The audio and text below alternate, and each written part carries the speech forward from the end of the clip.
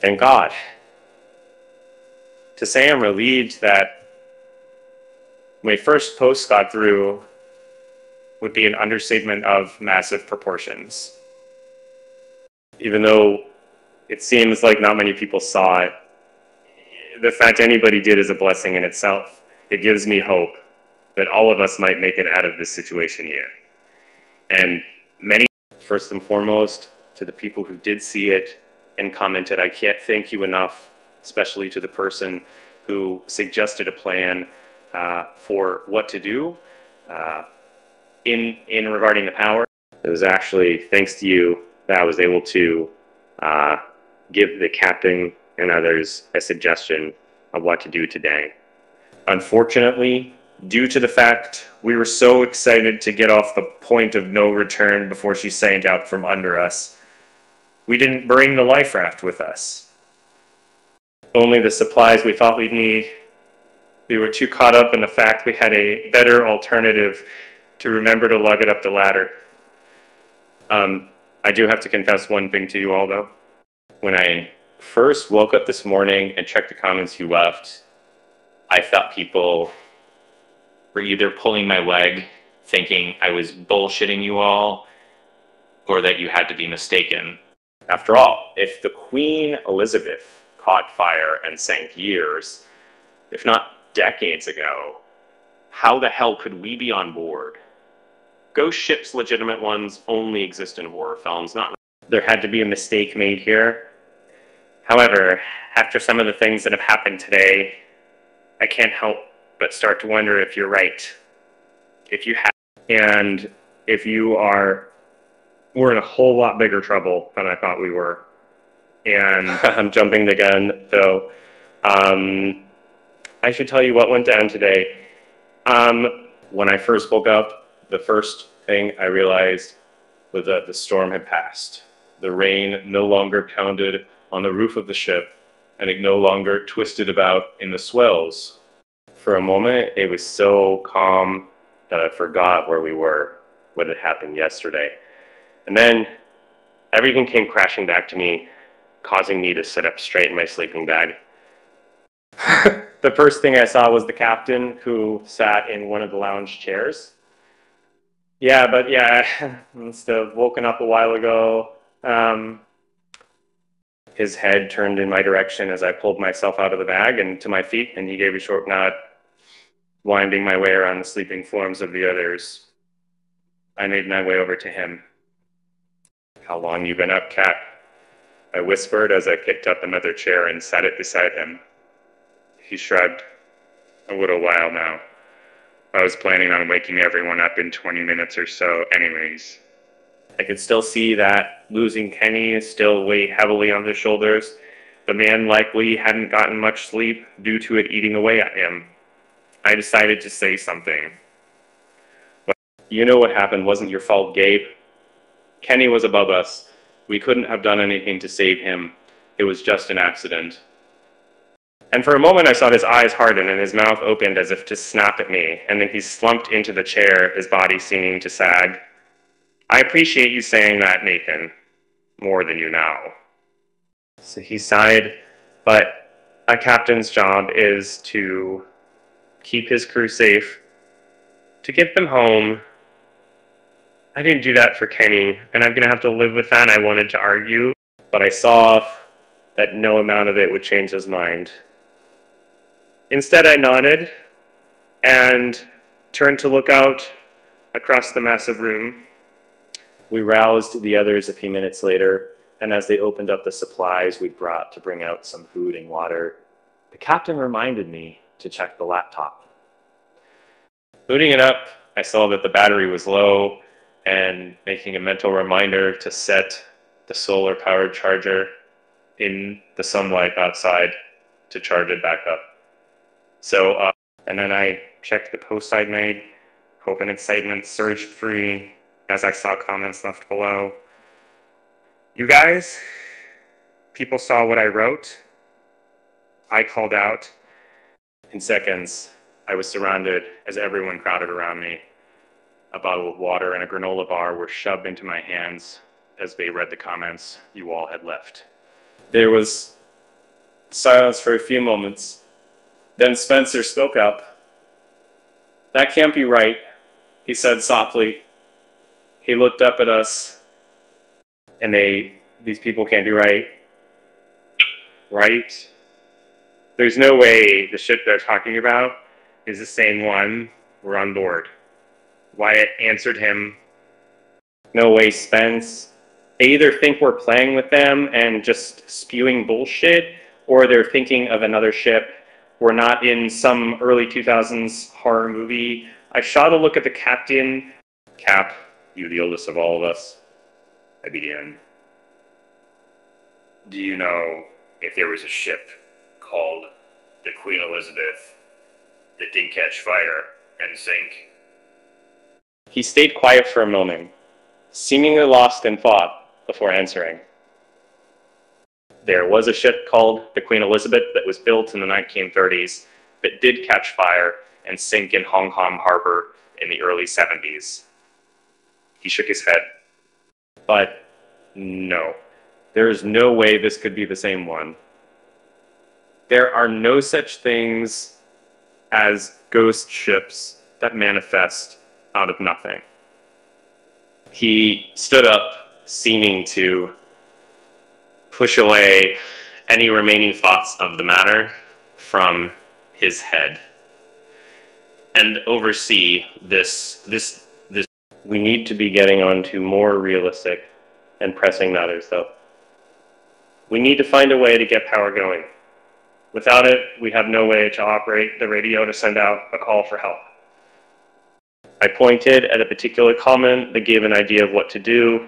He leaned down, silently leading it, before nodding. "That's our plan for today," he declared, before splitting us up into two teams. One team, comprising of myself, Andrew, Spencer, and Will, would explore as much of the ship as we could, while the captain, Wyatt, and the only other remaining member of our crew, a tall, muscular Italian man named Vinny, would try and find their way down to the bowels of the ship to restore power. And with the plan made and a set of walkie-talkies given to the captain and me to maintain contact with each other, we exchanged a last "good luck and stay safe," and left the lounge.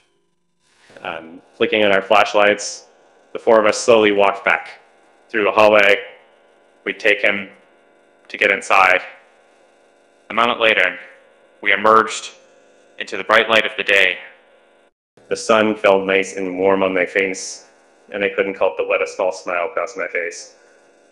It disappeared, though, as my eyes looked out beyond the railing. The endless ocean surrounded us, stretching far away beyond the horizon.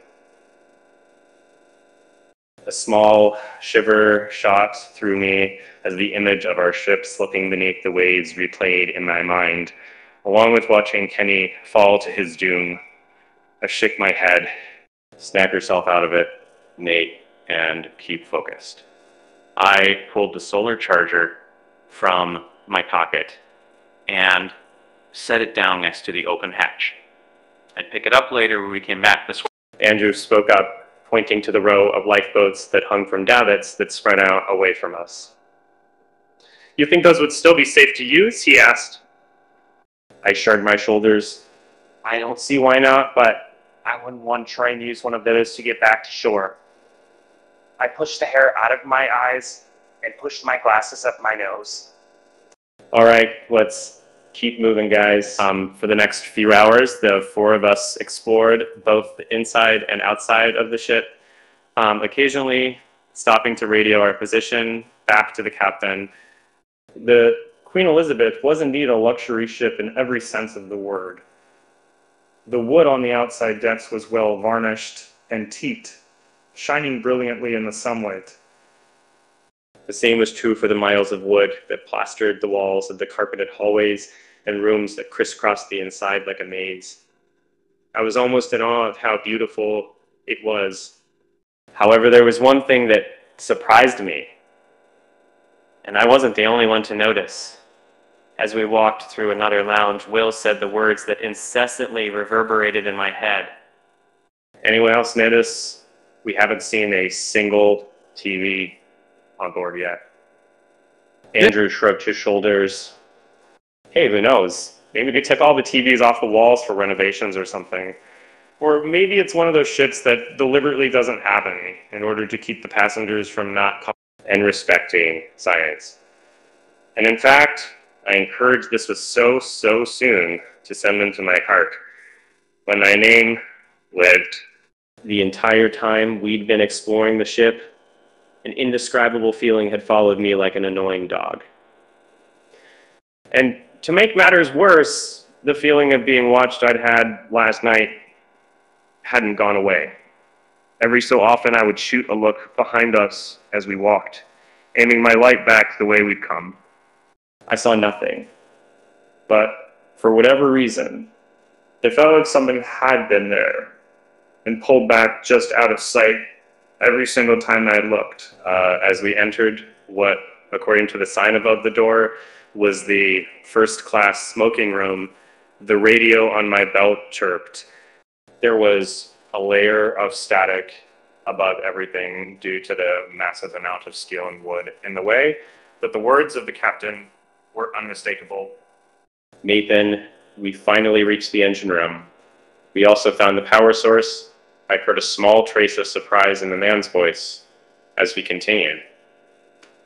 And you're not going to believe this, but the ship is powered by what appear to be Yarrow boilers. I haven't seen these things on a ship since I was a young man in the Navy. Spencer's face scrunched up in confusion. What the hell is a Yarrow boiler? Yes. I shrugged my shoulders and hit the transnet button. Can you get the power going? There was another wave of static before he answered. It'll take a little while, but yes, we'll be able to get power back to the ship. Just give us about 20 minutes or so, half an hour at most. And it's been a while since I've ever had to fire one. These behemoths up, and there are 12 of them down here. And with that, he clicked off. Well, now, what do we do in the meantime? We're lost. Spencer began to answer him. Well, I remember seeing on a map on the wall that there's a first-class gym on this deck. The four of us could go and lift some weights until they get everything going. Or, if we fancy a swim, and there's a swimming pool where someone peered in at us. I only caught a glimpse of the figure for a moment before they realized they'd been spotted and yanked their head back out of sight. But it was enough to see what looked like a small boy or young teenager. Hey! I shouted out, rushing over to the window. It didn't open, but I was able to crane my neck enough to look around the corner. The deck was empty in all directions, but I knew I hadn't seen things. There had been someone there. Hey guys, did any of you see that? There was no answer from behind me. I could imagine them looking at me like I'd just grown 2 heads. You probably think I'm nuts. Seriously, I'm not kidding. I saw someone out there. They still didn't respond. I felt a slight pang of irritation flow through me, and I turned back, beginning to speak. Guys, don't be assholes. I'm asking you The smoking room was empty. My voice died in my throat, and I felt a wave of confusion wash over me. What the hell? I looked around, my eyes wandering to the ornate wooden bar that lined the back of the room. But there was no movement over there either. What the hell? Did they freaking leave? I breathed out incredulously. The irritation I felt a moment ago reared its head again, and I strode to the open doors to the hallway. Hey, assholes. What the hell's the matter with you? We're not supposed to split up. My voice echoed away into the gloom, bouncing off the wooden walls and dying away. But nobody answered. A thought suddenly entered my mind. Oh, this better not be a fucking prank. This is not the time or the place for that shit. I knew that the three men loved to play practical jokes on themselves and the rest of the crew, but I would have thought they'd known better than to hold them with this predicament. And I let out a deep sigh and began to walk down the hall, my footsteps muted by the carpeted floor. If this is a joke, I'll fucking wring your necks. I muttered, reaching a T-junction and shining my light down it. Empty. Empty and silent. I kept going straight, passing by a sign showing the direction of the German movie theater. I remembered hearing Spencer talk about it and quickened my pace. I expected the sound of their voices to slowly begin filtering down to me. But as I approached the door to it, I still heard nothing. And when I shone the light inside, reflecting off rowing machines, stationary bikes, and other exercise equipment I didn't recognize, my exasperation grew. You know what? Screw this, I said through gritted teeth, snatching the walkie-talkie from my belt and thumbing it. Hey, Captain, you're not gonna like this, but the others quite literally abandoned me and ran off to God only knows where. I'm trying to find them, but they completely fucked off. Any advice? Don't do what I should do over. A wall of static greeted me as I let go of the transmit button. Nobody answered. I hit the button again. Captain, do you read me? I'm alone. The others have run off over. More static. I began to fiddle with the dials, changing channels. Fucking interference. Stupid piece of shit. I hit the button again. Hello? Does anybody read me over? And the static suddenly stopped. The hallway went silent. The silence I've never experienced before. One that seemed to be alive, if that makes any sense. And then a voice suddenly tumbled from the walkie-talkie speaker. Hello, Nathan? My eyes shot down to the radio in my hand, my breast catching in my throat. It felt like someone had just poured a bucket of ice water down my back. That wasn't the captain's voice. And that wasn't any of my crew's voices. For a moment, I debated saying nothing, and then I slowly pressed down on the transmit button. My throat had gone as dry as cotton. Hello? I said, my voice coming out gaspy and banded. For a few seconds, there was no reply. And then came the voice again, a man's voice deep and low.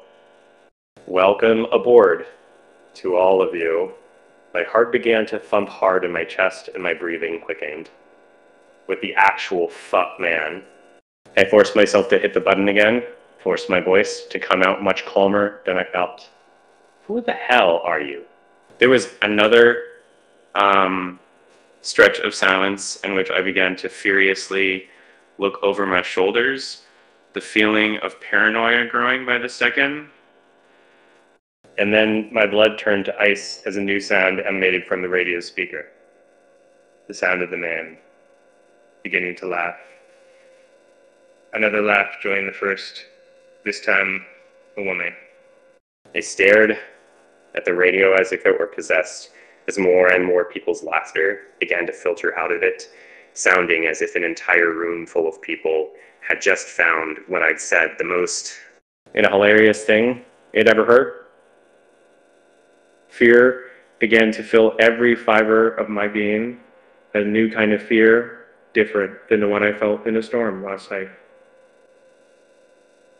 And then it climaxed as a horrifying scream, one that sounded like a woman being brutally murdered, tore from the speaker. I practically flung the walkie-talkie out of my hand to the floor, clapping a hand over my mouth as I backed up into the wall. As soon as the screen finished, the radio went silent. So for a few moments I stood there, hands still clapped over my mouth and staring at the radio like it was about to sprout legs and chase after me. I fought to get my racing heart and shuddering breathing under control, the logical part of my mind trying to make sense of things. You're panicking, Nathan, and you're panicking so much that you're beginning to experience auditory hallucinations, and when the mind breaks, it conjures up things that aren't there, and that's what you need to do is get outside into the fresh air. The fresh air will do you good. I took a deep breath, feeling myself begin to calm down. The fear I felt began to melt away like ice in spring, and I shook my head. Yeah, you're supposed to be the calm and rational type, Rogers, I whispered to myself. I let out a soft laugh and took a step towards my dropped radio. But I stopped as I felt my foot step on something that wasn't the carpet. I looked down at the floor. There, crushed under my left foot, was what appeared to be a folder of some sort. I crouched down, aiming my light as I picked the object up. There was artwork on the cover. I could see a violin, a film reel, shuffleboard, and other items decorating the cover. Big, blocky, black letters in the middle of the cover read, "Program for today." And in the bottom right-hand corner was the word Cunard in cursive script. And I looked at the cover as I walked over and picked the radio up, clipping it back to my belt. Focusing my attention on it was helping me rapidly calm, and I decided to quickly flip it open to see what it said. There were only 2 pages inside. The top of the left page was adorned with the word "Notices," while the right page was headlined by "Program of Events." My eyes began to slide down them, silently reading it out until my mind caught up with my eyes. Wait, I didn't just see that, did I? I flashed the light back up to the top right of the page, where this date was stamped Thursday, June 21st, 1956. Well, I blinked my eyes a couple of times, silently praying that the date would change, that I was seeing things. But no, it remained the same. I began to feel my heart pound in my chest again. This makes no fucking sense, man, I said. For a moment, my mind flashed back to the comment I'd seen that morning about the ship having sunk decades ago. I shook my head, trying to stay calm. Just get the hell outside, Nathan. Taking a breath, I turned to head back in the direction of the smoking room and froze. The program fell from my hands to the floor. My heart thundered in my chest, and my breathing came in short, ragged gasps. There were figures standing in the hallway down by the T-junction. I couldn't tell how many, but there were enough that they blocked the way back. In the gloom, I couldn't see any features, just the dark outlines of them. Remembering the flashlight in my hands, I began to raise it to aim at them. That's when the light flickered out. I was plunged into gloom as I stared down at the light, smacking it and initially pleading for it to come back to life. And it was no use. The light was dead. Realization suddenly filled me as my mind screamed at me that I'd taken my eyes away from the figures. When I snapped my head up, I almost screamed. They had drawn closer, packing the hallway from wall to wall. They made no noise at first. And then I heard the whispering begin. It started quietly, almost to the point I thought I was hearing things. But then it began to grow louder. I couldn't tell what was being said. The voices were so low it was impossible to distinguish individual words. Even so, I felt a new bolt of terror shoot through me at the sound. And then my fear compounded as I saw the figures take a step towards me. They began to violently shake as I slowly began to back away. Then they came for me. The figures were suddenly a blur of motion, moving far faster than any human being could. They streamed towards me, the whispering suddenly intensifying to a fever pitch. Caught off guard, I stumbled backwards, tripping over my own feet and falling to the floor. My right elbow slammed into the wood paneling, and I felt a bolt of pain shoot up my arm. The figures swarmed over me, the whispering morphing into laughter, and screaming. A moment later, more screaming began. My screams. I raised my arms over my head, covering my face and curling into a ball. Tears began rolling down my face, and I felt at any moment I'd be torn apart. Nathan, the shell cut through the... I stopped screaming, but kept my arms over my head protectively. Then I felt a hand begin to roughly shake me.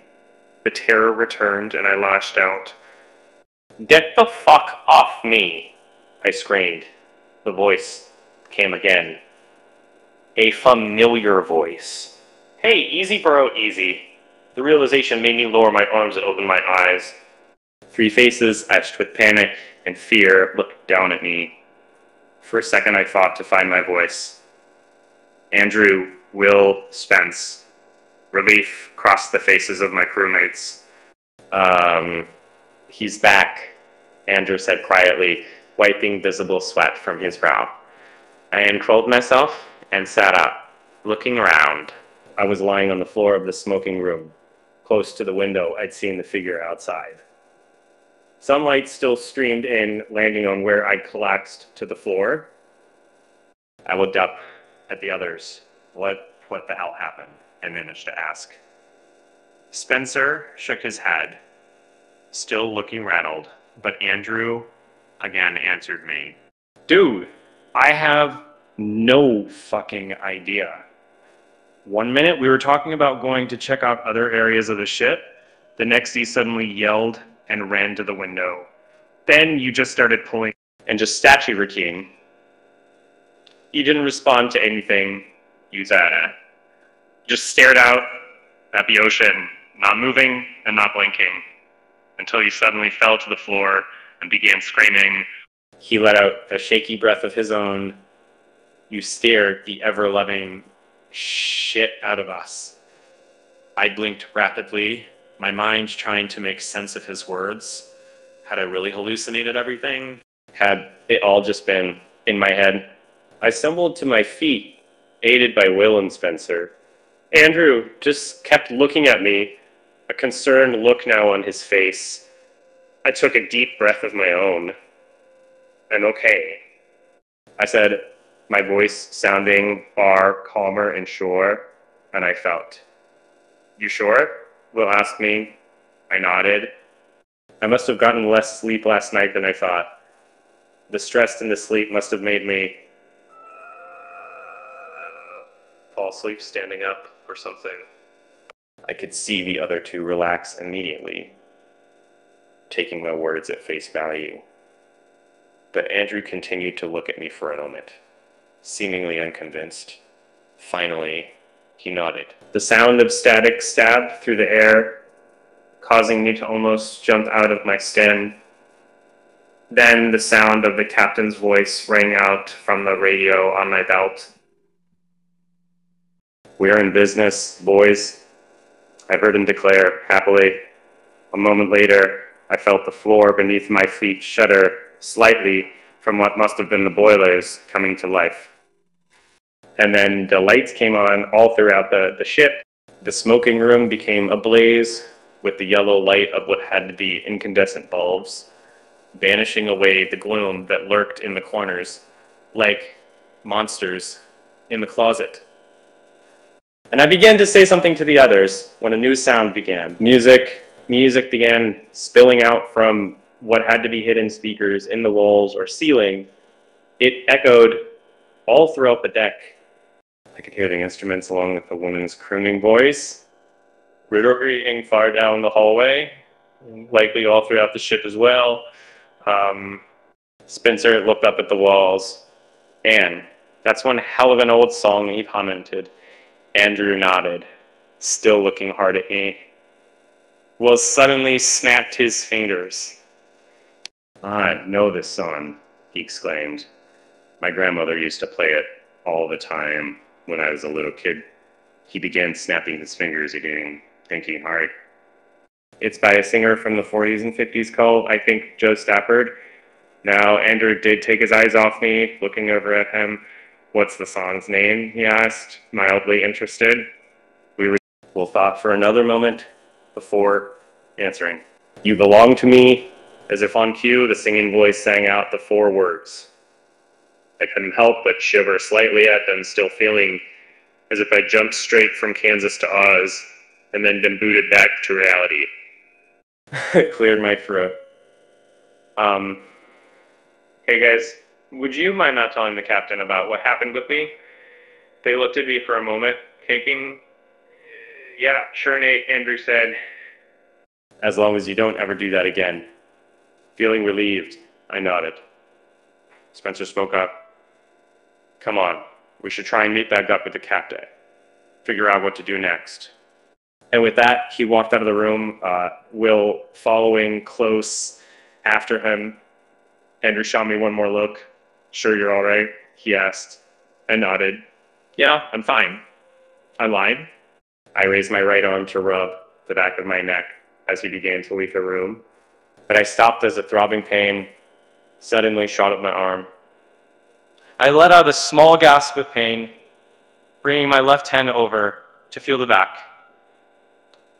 As soon as my fingers touched my right elbow, another sear of pain rippled out. I turned and looked at where I'd fallen. There was nothing there for me to have slammed my elbow into. And the carpet had been thick and plush, too plush to have hurt myself. The mental image of falling back into the wall suddenly burst forth in my mind. Falling as Bo's figures rushed towards me, whispering and laughing and screaming. My eyes slowly rose to look down the now brightly lit hallway. Even from here, I could see the sign showing the location of the gym. I shuddered. It was just a hallucination, wasn't it? I swallowed hard, forcing the thought from my head, and hurried to catch up to the others. And we met the captain and the others back in the lounge. We've spent the night, and they found a way to turn the music off. And for that, I was thankful. And all we'd heard as we walked through the ship had been songs that sounded like they were from 70 years ago or older. All they did was remind me of the program I would clutch in my hand, seeing the date on it. We could tell they must have been breaking their backs to get the boilers going. Sweat and black stains covered their faces and clothes. The captain glanced down at his watch. "We have only about an hour or so of daylight left. Let's try and make our way to the radio room to see if we can send out a distress call. After that, we'll figure out where to go from there." We all nodded, then hurried after the man as he led the way. Then the radio room wasn't hard to find at all. Once we'd entered the upper levels of the ship, ones I could tell were meant for crew only, the signs led us right to it. My hopes at being able to get off rose with each step we took, and then were dashed as we reached the closed door to it. The captain reached out and attempted to turn the handle, but it refused to turn. A few of us gathered up next to him and attempted to force it to open, but it wouldn't budge a single inch. Damn it, it's locked. The captain growled out as he finally gave up. I felt my heart sink. I could see the same expression in everyone else's face, but then the captain continued. Okay, that means there's got to be a set of keys somewhere on board that can get us in there. He rocked on the metal door with his knuckles, so our next job is to find them. They'll likely be the crew's sleeping quarters, maybe even in the captain's cabin. He looked at his watch again, but that'll be a job for tomorrow. We should head back to the lounge, get some food and water into our systems, and get some sleep. We've done a good job today, and finding a way through. It's this ship know that she has power is going to be much easier, right? So if we're gonna go sume it up, this is also a complete. I felt equal parts dismay and anxiety as I followed the others back to the lounge. And as much as I tried to ignore it, I still felt watched. The lights didn't help one bit. I kept looking back over my shoulder, afraid I would see the boy I had seen in the smoking room window again. Or worse, the shadowy figures. Thankfully, though, I never did. And we made it uneventfully back to the lounge where we ate our dinner, packages of MREs that had been part of our emergency supplies, and then began to settle down. For the night, I used the solar charger I'd left outside all day to charge the laptop. As I booted it up, Will came over to me. "You truly all right, man?" he quietly asked me. I nodded at him, giving him a false smile. He sighed. You know, as much of a fucked up situation as we're in, the one good part was hearing that song again. I haven't heard it since my grandmother passed away. I looked up at him. "You like that kind of music?" I asked. He nodded. "Honestly, I like everything about that time period. The 1950s, I mean, I like the music, the movies, the celebrities, the cars. Between you and me, bro, I like it a hell of a lot more than the 21st century. If they invented time travel in my lifetime, I'd go back there in a heartbeat and never come back." He let out a soft laugh and patted me on the shoulder and walked away to his sleeping bag. I watched him go and looked over at the captain. He gazed around at everyone and looked over at me.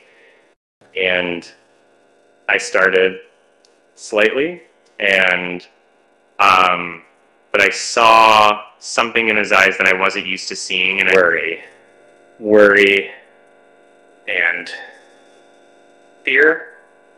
Did he see something down in the engine room? Just as quickly, it washed away, and he nodded at me. I returned the gesture, and he pointed at the laptop in my lap. It was an unspoken question. "Are you going to send me a message out again?" I nodded, and he stood up, stretching his arms over his head and yawning before shaking his head slightly and heading for his own sleeping bag. And now, here I am, the only one left awake again. The captain turned out most of the lights in the lounge, something I really did not like. So I moved over to a table that remained upright, one that had a lamp built in the middle of it, and turned it on. I now sit here, typing this out, but I can't help but look up, my eyes darting around the dark, expansive room. I'm terrified every time I take my eyes off the screen. I'll see those figures again, standing in the dark and staring at me. I wish so much that we could just jump into one of the lifeboats on the side of the ship, lower it into the sea, and row away from this godforsaken place as fast as we could. But with only about a week and a half's worth of food and supplies and no idea where we are, we could end up rowing directly into the middle of the Atlantic. But if we're not there already, like I said at the start, when I first started this day, I felt for sure that you all had to be wrong. That because just because the ship was named the Queen Elizabeth, it didn't mean it was the same one that caught fire and sank long ago. But after what I saw in that hallway, both that program from 1956 and those things things that I truly don't know whether I hallucinated or not, I'm starting to believe you might be right. As much as my logical mind tries to tell me it's impossible, I think that we might have jumped out of the frying pan of our sinking ship and into the literal fire. And honestly, I'm beyond terrified. I have no idea how I'm going to sleep tonight. I think in the morning I'll see about getting myself some kind of weapon, a chair, a leg, a knife, something. It may not do anything against any kind of ghosts, but it might make me feel better, at least. Please, if you're still there, if you end up reading this, please, let me know what we should do tomorrow. Should we try and find the keys to the radio room like the captain suggested? Or should we do something else? Is there anything that I might be missing here? Does anyone know anything more about the Queen Elizabeth? And anything that might give me a clue as to why this is happening? Or just to direct us to any important places? Anything you can think of might help us. And God knows. Right now we need all the help we can get.